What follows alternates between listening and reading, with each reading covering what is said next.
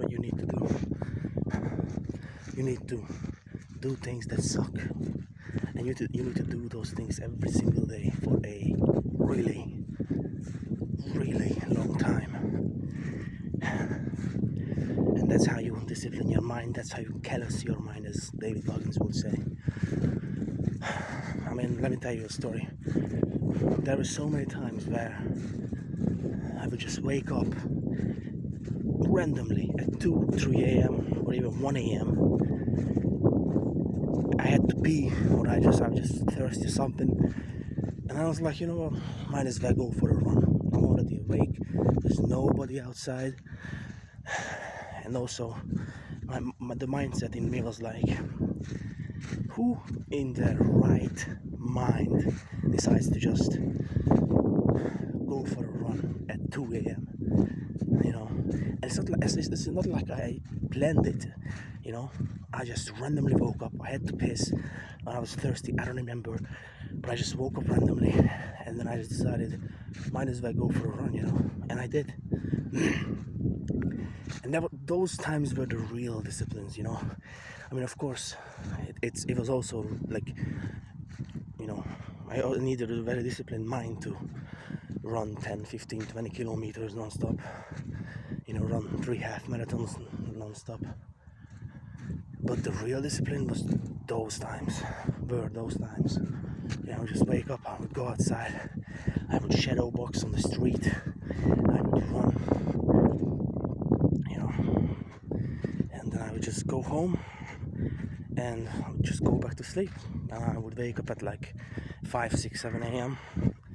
And sometimes I would go for another run, even though I just ran at 2, 3 a.m. So the more things that suck you do, let me rephrase that. The more things you do that sucks, the more disciplined you're gonna become. You need to suffer, and you need to suffer on a daily basis, because when you wake up, it's kind of like your mind and your brain restarted. So you need to remind your brain that today is not gonna be easy. It's gonna suck. We're gonna suffer today. I'm not saying you have to do really crazy things, you know. You don't have to run 20 kilometers. I mean, that's not how I started, you know, either.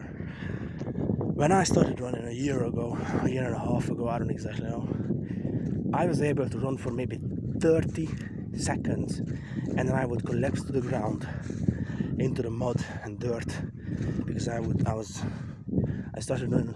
When I started running, I was running in like a ditch kind of thing next to this field, because I was way too shy and embarrassed to run in front of other people. So I would just find a place where nobody was, or maybe 1 or 2 people, and I would just run. I would run for an hour and a half, 2 hours every single day, and before that I would walk for an hour. That's how I started. I told this story so many times, but that's how I started, you know, when I started running. Because before that I would just walk 10,000 steps, 7 to 10,000 steps on a usual day. Sometimes I would go for like 20, 30, 40,000 steps.